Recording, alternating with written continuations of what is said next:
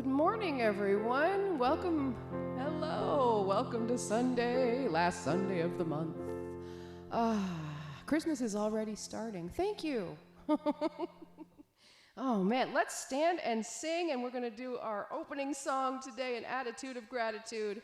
Give it up one more time for Rob, too. He was so good. I hope you enjoyed him as much as I enjoyed watching those videos.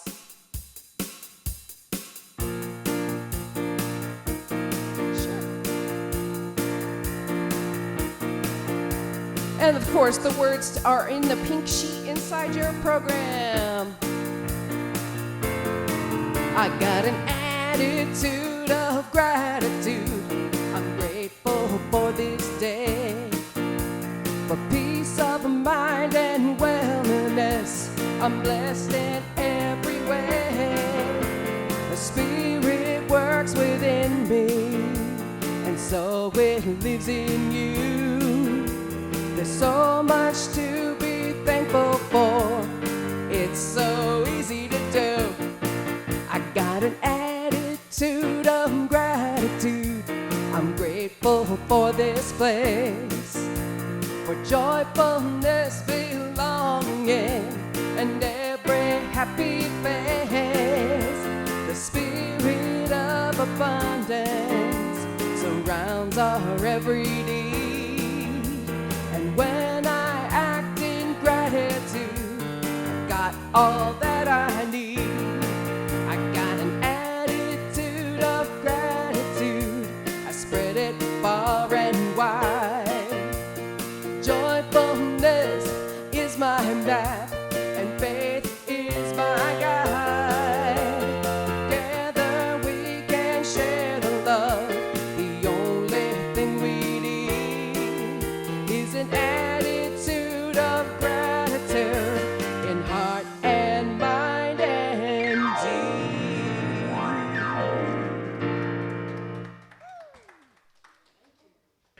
Whoever you are, and wherever you are on your spiritual journey, you are truly welcome here. Here you will be validated and supported and encouraged to be all that you're meant to be every step of the way. Our vision statement is love in action, every day in every way. And we express this love by learning and living the principles of science of mind. You'll find our declaration of principles at the back of your program. Please join me now in reading them. I believe there is an infinite intelligence operating throughout the universe. I believe this intelligent power is only good. I believe this intelligence expresses as me.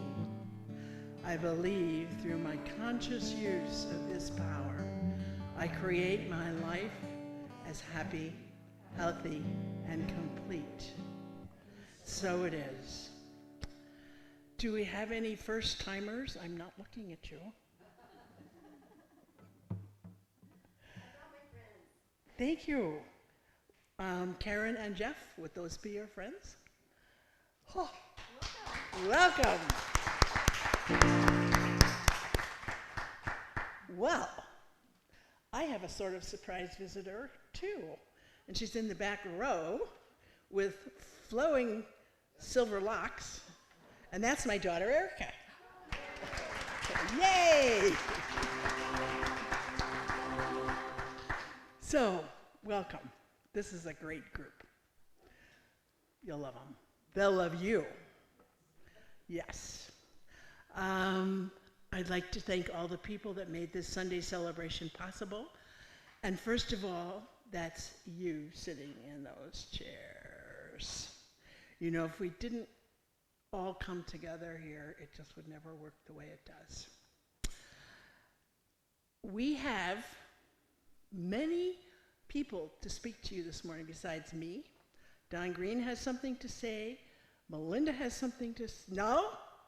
Oh, no, forget that. Don Green has something to say, and Louise has something to say. So they are going to do our announcements.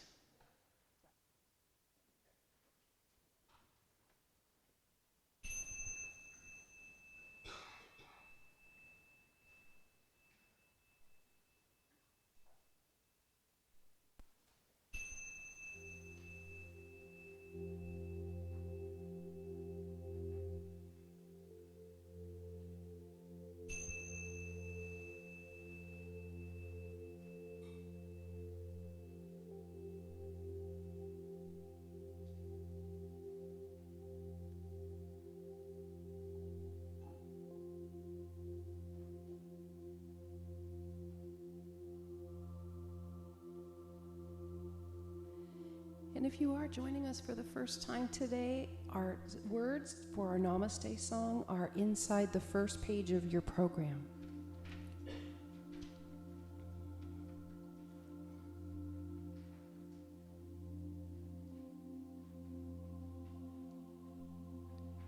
The God in me beholds the God in you.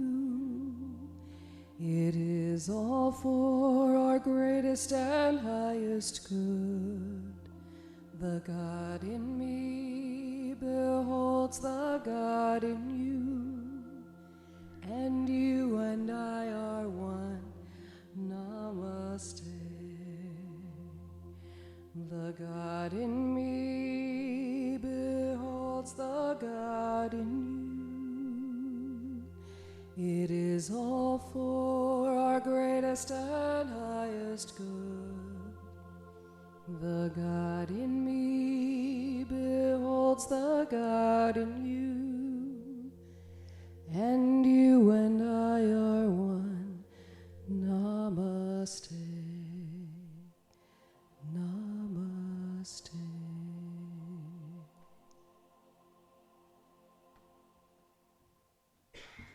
Good morning again. So the practitioners, we are the praying arm of the church. So if you would like a prayer, if you'd like to share a demonstration, if you just want to put in an affirmation that you would like the practitioners to repeat this week, there's a prayer box over there, and there's cards. Fill out the box, put it in the card, and we will pray for you. Fill out the box, fill out the card.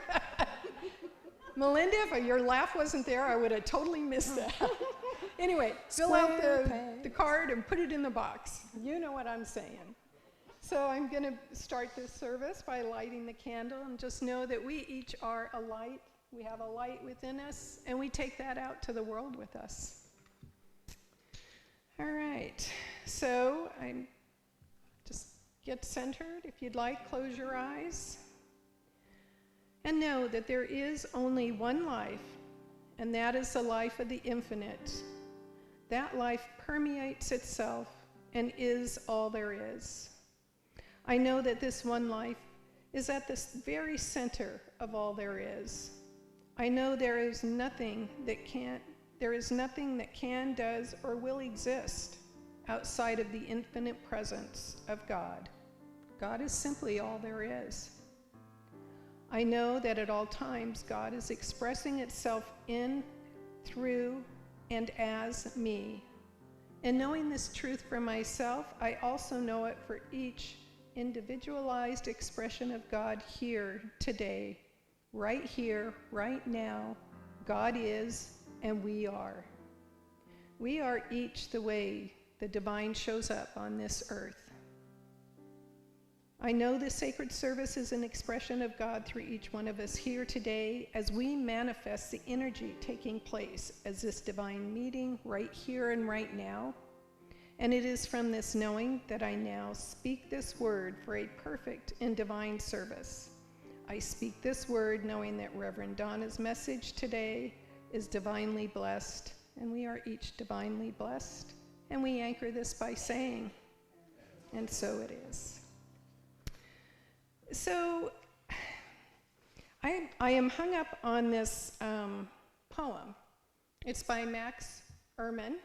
It was written in 1927, and it was calling to me this weekend, and I said, okay, this is what I'm going to read today. So it's Desiderata. Most of you are probably familiar with it. I get very emotional. Go placidly amid the noise and the haste, and remember what peace there may be in silence. As far as possible, without surrender, be on good terms with all persons. Speak your truth quietly and clearly, and listen to others, even to the dull and the ignorant, because they too have their story. Avoid loud and aggressive persons. They are vexations to the spirit. If you compare yourself with others, you may become vain or bitter. For always there will be greater and lesser persons than yourself. Enjoy your achievements as well as your plans. Keep interested in your own career, however humble. It is a real possession in the changing fortunes of time. Exercise caution in your business affairs, for the world is full of trickery. But let this not blind you to what virtue there is. Many persons strive for high ideals, and everywhere life is full of heroism. Be yourself. Especially do not feign affection. Neither be cynical about love, for in the face of all aridness, I'm going to use my word, aridness and disenchantment, it is as perennial as the grass. Take kindly the counsel of the years, gracefully surrendering the things of youth. Nurture strength of spirit to shield you in sudden misfortune, but do not distress yourself with dark imaginings. Many fears are born of fatigue and loneliness. Beyond a wholesome discipline, be gentle with yourself. You are a child of the universe, no less than the trees and the stars, and you have a right to be here. And whether or not it is clear to you, no doubt the universe is unfolding as it should. Therefore, be at peace with God, whatever you conceive him to be, and whatever your labors and aspirations in the noisy confusion of life, keep peace in your soul. With all its sham, drudgery, and broken dreams, it is still a beautiful world. Be cheerful. Strive to be happy. Namaste.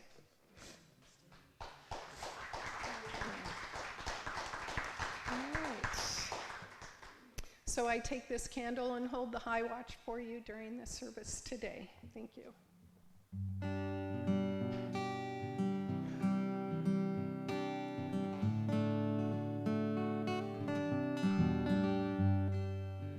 This is a song that was written by one of my posse music friends back in the early 90s, or late 80s to early 90s. His name is David Roth, and this is a song called May the Light of Love. It's become a new thought institution, and it was actually performed by the Kingston Trio and recorded in 2017, and it's been recorded by many, many, many international acts. But of course, our New Thought catalog is so vast and varied, and we tend to get kind of, in the habit of, we're creatures of comfort still.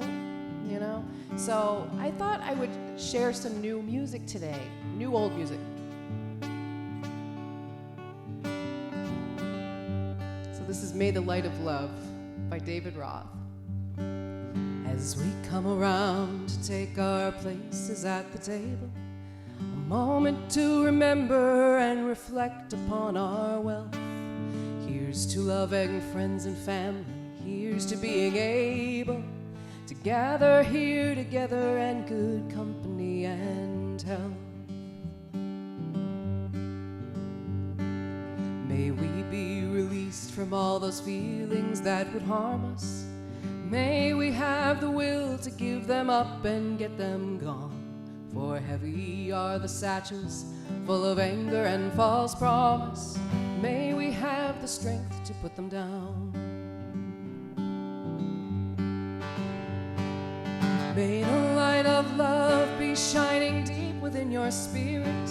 May the torch of mercy clear the path and show the way. May the horn of plenty sound so everyone can hear it. May the light of love be with you every day. And may we wish the best for everyone that we encounter. May we swallow pride and may we do away with fear, for it's only what we do not know that we have grown afraid of, and only what we do not choose to hear. May the light of love be shining deep within your spirits. May the torch of mercy clear the path and show the way. May the horn of plenty sound so everyone can hear it. May the light of love be with you every day.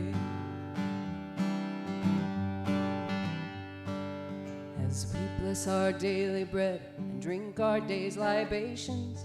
May we be reminded of the lost and wayward soul, the hungry and the homeless that we have in every nation. May we fill each empty cup and bowl.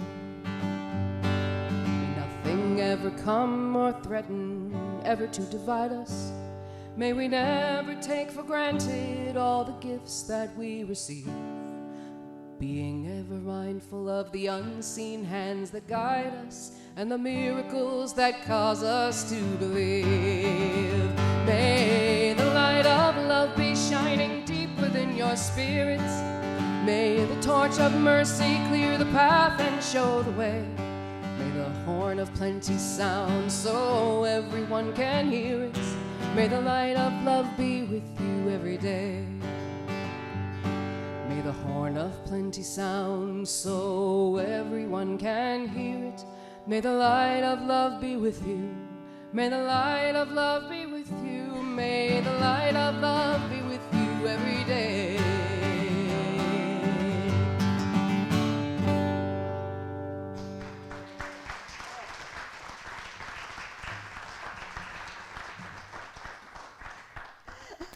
So good morning. As Heather said, we're concluding this month's theme, May All Our Thinks Be Thanks. And I've chosen today's topic. It's to set an open table. And since we've just celebrated Thanksgiving, most probably with family and friends, there is an atmosphere of celebration around us. You know, we've set an open table for our family and friends, or they have set one for us. You know, I've talked before about the Jesus Seminar. It was a project of the Westar Institute.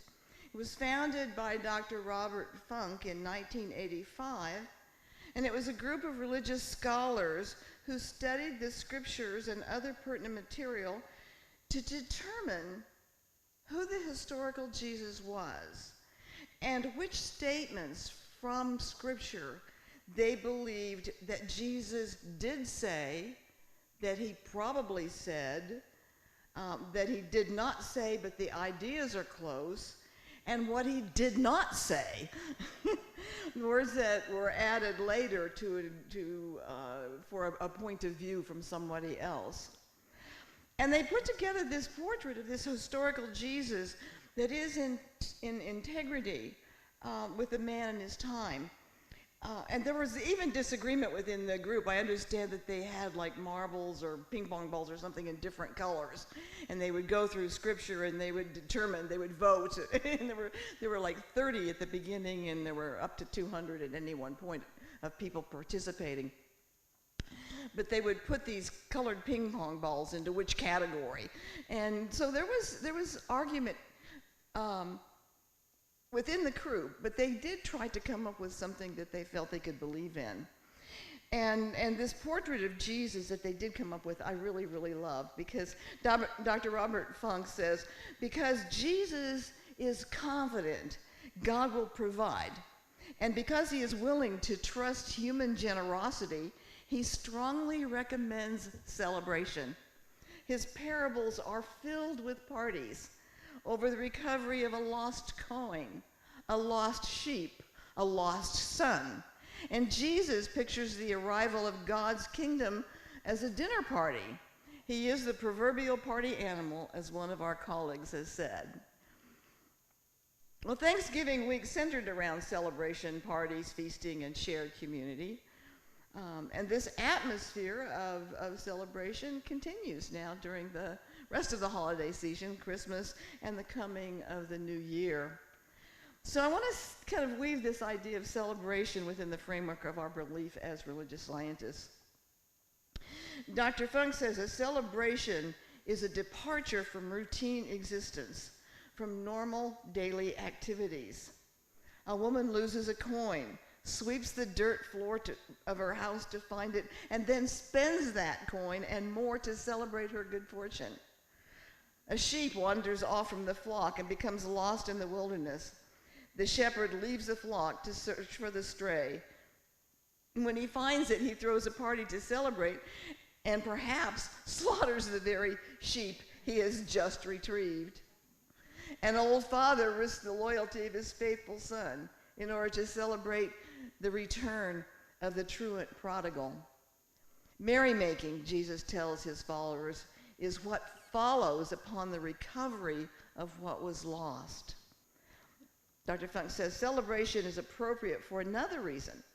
God's kingdom is like a valuable pearl found in a field. It's something like winning the lottery.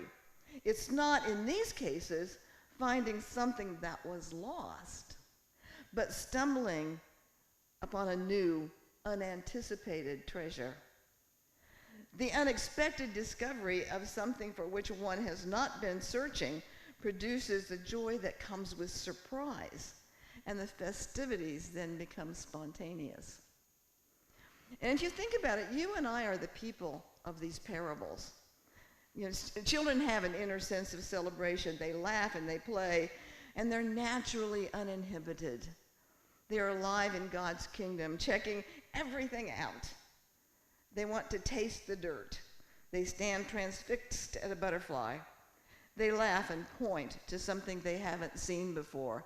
I remember my grandson as just a toddler. He was fascinated by the fan and would point when it was going around.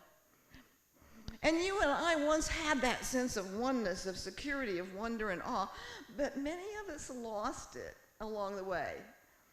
As we were told what was proper to do and not do, our inhibitions grew and our spontaneous laughter decreased.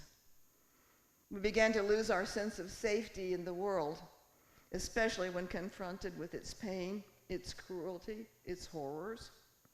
We stopped looking at the wonders all around us as we became steeped in everyday routines.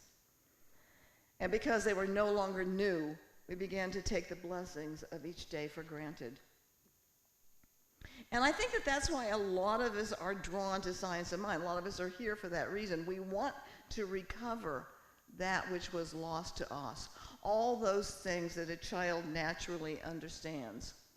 We want to recover the awe, the wonder, the magic, and to see, now as adults, through the eyes of a child. Our founder, Dr. Ernest Holmes, tells us we must learn to recapture that childlike enthusiasm we used to have and to develop it. There is something so spontaneous and natural and outgoing about it that it diffuses an exhilarating power which lifts everything it touches into greater joy. So you and I are discovering, or rediscovering, this enthusiasm as we become adults of the universe, as we seek the truth of who and what we are. What we find is that God, or Spirit, formed us and our world out of itself, so we can be nothing else than the offsprings of love, truth, beauty, joy, harmony, abundance. The divine presence and power of the universe has poured itself into us and into all of its creatures, and our job is to recognize and recover that which we already are. And we begin by realizing that we are not separate from God, but a part of that magnificence that stands behind and within all life. The Spirit is nestled at the center of our being, always ready to reveal its mysteries and its goodness when we look. All that we want, all that we desire has already been given. It is we who have turned away. And when we look within, we find the gifts that we ourselves have hidden. From this inner knowing, we build a faith, a trust, and a joy that can be expressed in everything we think, say, and do. Jesus said, "Behold, the kingdom of God is within you." And our whole teaching proclaims this truth. Ernest Holmes says, to enter into the spirit of life is to partake consciously of the originating energy and intelligence of the universe, to find within ourselves a stream of unquenchable being, for it is nothing less than the being of God. And Jesus also said that the kingdom of God is spread upon the land, but men do not see it. Meistereckhart tells us every creature is a word of God and is a book about God. And Ernest Holmes says everything that lives proclaims the glory of God. So if we can marry these two ideas, that the innermost God and the outermost God are one, that all that we are, all that we see, all that we experience is the glory of God expressing through all things, then we have cause for celebration. We have recovered that which was lost. We have found that unanticipated treasure, the pearl of great price, right here in our own field. And like the woman who found the coin, the shepherd who found his sheep, the man whose son returned, we say, come, celebrate with me. Come sit at my table. Come share my joy, my love, my bounty. One of the concepts that comes out of the Jesus Seminar inquiry into the real historical Jesus is that Jesus kept an open table. And while they meant it literally, that Jesus ate and celebrated with sinners, tax collectors, prostitutes, lepers, as well as the rich and famous, I kind of want to broaden that idea of setting an open table. We may have celebrated Thanksgiving or will celebrate Christmas with family members. And if your family is like mine, there are some relatives that we like more than others. Yet we invite them all because, after all, they're family. We are given the opportunity to put away our judgments, our prejudices, our former feelings of hurt or betrayal, and from our healed consciousness, create new relationships that come from a loving and forgiving heart. A man who took great pride in his lawn found himself with a large crop of dandelions. He tried every method he knew to get rid of them, and still they plagued him. Finally, he wrote to the Department of Agriculture, and he enumerated all the things he had tried and closed his letter with the question, "What shall I do now?" And in due course, the reply came, "We suggest that you learn to love them." So there may be dandelions in our garden of family and friends, and we need to learn to love them. If we are to be the expression of the glory of God, then we need to set a table in our very soul that is open, that is devoid of criticism and judgment, not just of our family, but of every person, of all life. Ernest Holmes says if we wish a complete clearance from any sense of condemnation about ourselves, we must first be certain that we have released all condemnation of others from our own mind. When we do this, we meet others in a new light, and reaching back of all judgment and criticism, establish a relationship between the spirit that is in them and the same spirit that is within us, for God is one in all people. So if we want to see and experience the kingdom that is spread upon the land, then it must be seen and experienced through the eyes of love. When we realize that this kingdom is within us, then we have the gift of ourselves to share with everybody else. And if we withhold it from someone because of our own criticism or prejudice, we withhold it from ourselves as well. I've often heard, and I've said it here, that holding a grudge is like swallowing poison and waiting for the other person to keel over. And that's so true. We hurt ourselves when we don't forgive. So if we are to set an open table, we need to examine our thoughts and beliefs so that we can reach back of all judgment and criticism to see the God in ourselves and in every one of God's creations. It may require some forgiveness work of ourselves and of others. Remember that we are forgiven to the extent that we forgive. If we withhold forgiveness, we withhold our own fullest expression of love. We keep our own light hidden. When we plan a party or a dinner or a celebration, we pay attention to details. Our table is beautiful. The tables that were decorated on Thanksgiving, everyone different, everyone sweet and beautiful in its own way. What a fun thing to do. I'm glad we started that. So, that was 2010 was our first Thanksgiving dinner together. So we've come a long way. So we pay attention to details when we set our table. It's beautiful because we've used our best dishes and silverware. Perhaps we bought or made a flower arrangement. And we set the table with care so it's going to be pleasing for our guests. So let's expand this attention to detail, this care with which we have created our table, to include attention and care in our world around us. Because God's love is all around us, expressing as nature. And when we pay attention, we find those sermons in stones that the poets speak about. And like Meistereckhart, we find that each blade of grass, each tiny insect is God and a book about God. Each star, each leaf, each person is part of the whole. And when we begin to pay attention to the parts, we sense that whole and our oneness with all of it. We begin to see the glory of God's kingdom spread upon the land.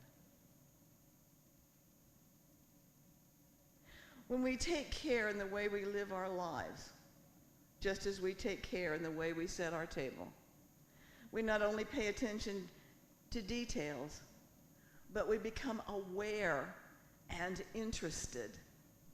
And when we are aware, we're in the present moment. When we are interested, we are curious. And those are wonderful attributes that keep us close to Spirit. When we cannot be aware of the gifts in front of us, we cannot be aware of our gifts that are in front of us if our mind is filled with monkey chatter.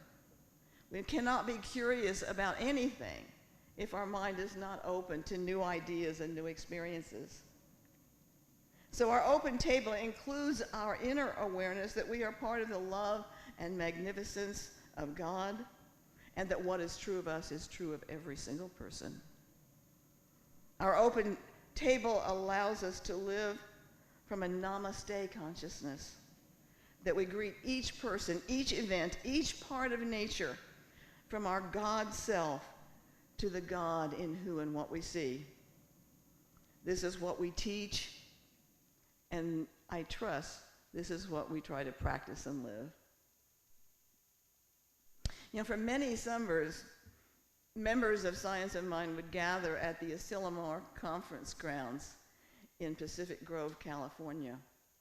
And after a week of workshops, musical concerts, sharing meals, and pure celebration, Ernestholmes would conclude the week with what was called the Sermon by the Sea. And his last talk was made into a little book that I believe to be priceless. I meant to bring it. I'm sorry I didn't. And it feels appropriate to close today and this Thanksgiving week by sharing the end of that talk with you. So I invite you to relax and close your eyes if you wish. Imagine that there is an ocean breeze on your face, and you are sitting together with several hundred like-minded friends, listening to this man who is small in stature and a spiritual giant. We have come to Asilomar, spent this wonderful week together in love for each other and adoration for the God we believe in. Many wonderful things have happened that would seem miracles if we didn't know about them. And now we meet for this fond farewell after the spiritual bath of peace, the baptism of the Spirit. Not through me, but you to me, and I to you through each other. The revelation of the self to the self. We go back into the highways and byways of life with something so great that never again will anything be quite the same.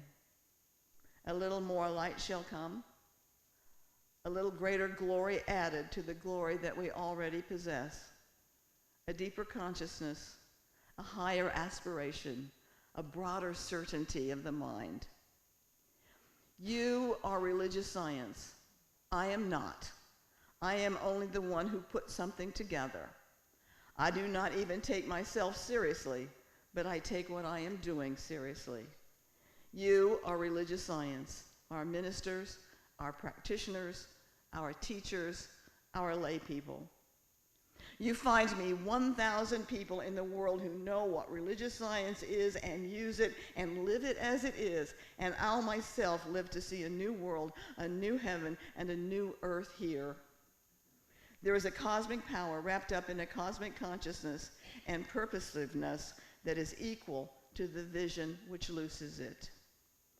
What I am saying is this: there is a law that backs up the vision, and the law is immutable. There is a power transcendent, beyond our needs, our little wants. Demonstrating a dime is good if one needs it, or healing oneself of a pain is certainly good if one has it.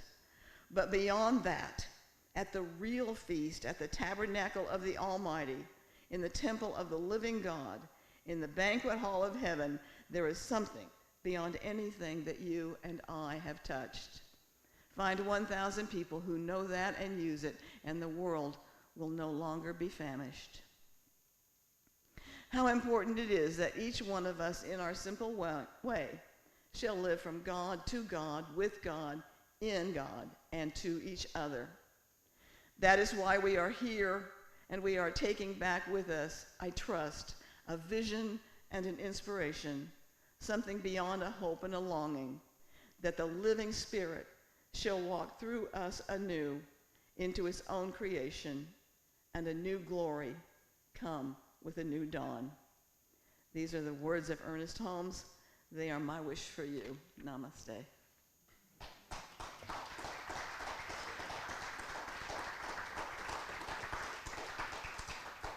This song is only about 6 months old, and it's by a kind of a country folky group called the Highwomen.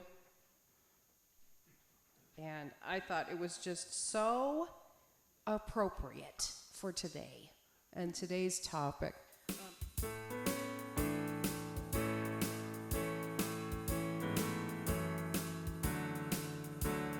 You can hold my hand when you need to let go.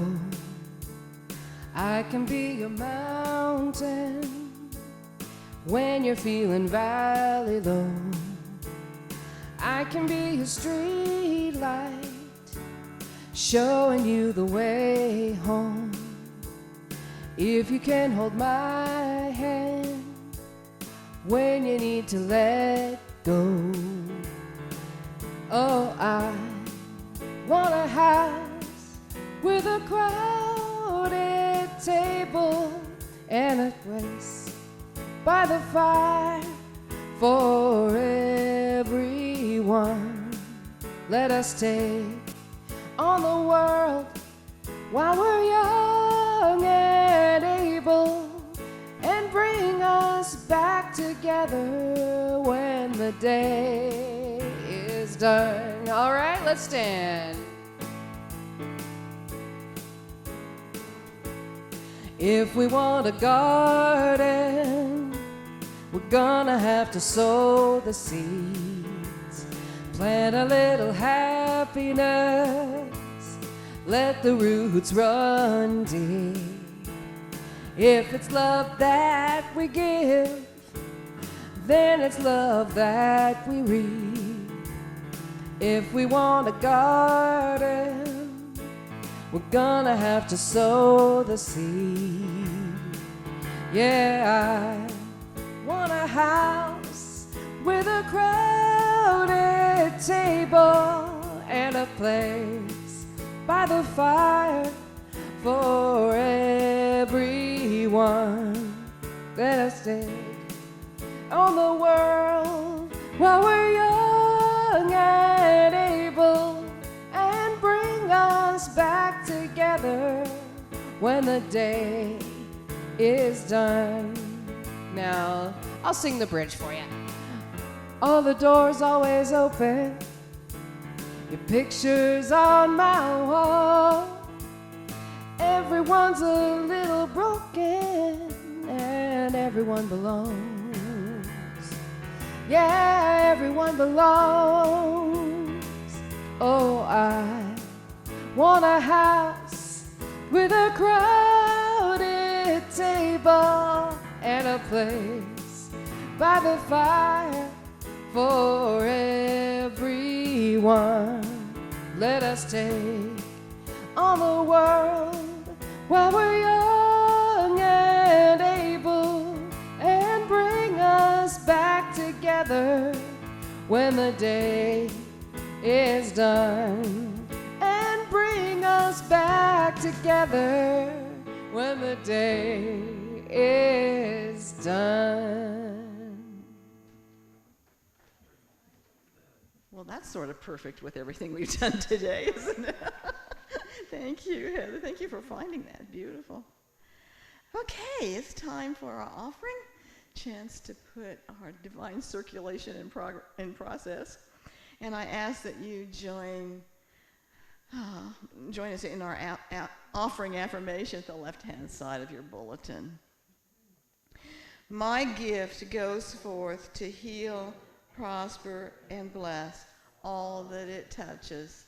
It is evidence of my conviction that God is the source and substance of my supply. I share generously of my good, knowing that it returns to me multiplied abundantly, and so it is. I am so blessed.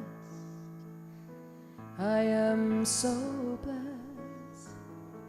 I am so grateful for all that I have. I am so blessed. I am so blessed. I am so grateful. I am so blessed. I am so blessed. I am so blessed. I am so grateful for all that I have. I am so blessed. I am so blessed. I am so grateful. I am so blessed. I am so blessed. I am so blessed. I am so grateful for all that I have. I am so blessed. I am so blessed. I am so grateful. I am so blessed.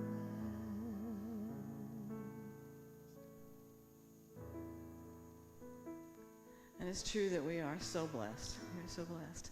And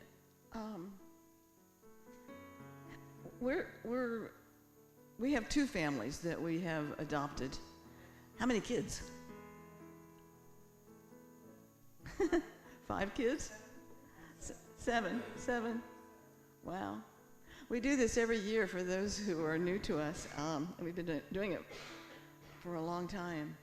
And there's nothing that makes Christmas like coming down here, putting a Santa Claus hat on, and watching these families come in as they accept our gifts. It is just the most, it is the most heart opening. It just breaks your heart wide open to see all of this and to know that we're a part of that. So I thank Melinda and Louise for doing it this year. It's quite a little project, so thank you. And let's just take a moment to close this portion out in prayer, and please join us for refreshments. I know right now that there is only one mind, only one intelligence that is operating through the universe. And it operates through each one of us. And as we turn our attention to that inner light, then we find ourselves walking anew in this world. That the things that we took for granted suddenly become special. and the grasshopper who hops in front of us becomes God in expression, a book about God. So we know this is true for us, and we seek to have that kind of consciousness and to know that each person, each experience is God in expression. I speak my word for any person who is having a challenge. Our sanctuary is a bit sparse today because I know we have several people who are out because of health challenges. And so we simply bless them and know that there is a power and presence within them that is at work for perfect healing right here and right now. I give thanks for the opportunity of being here, of being with my spiritual family, and of knowing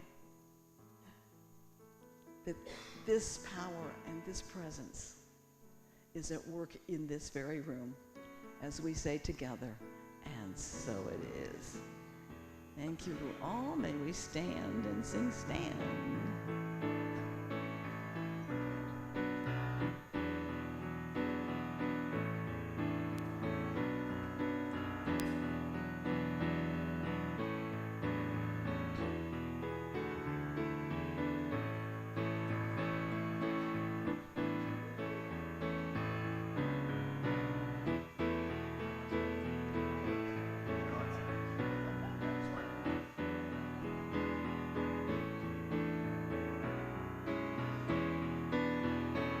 So let there be peace. I am a stand for peace. Let there be love. I am a stand for love. Let there be joy. I am a stand for joy. We are making a new world now. So let there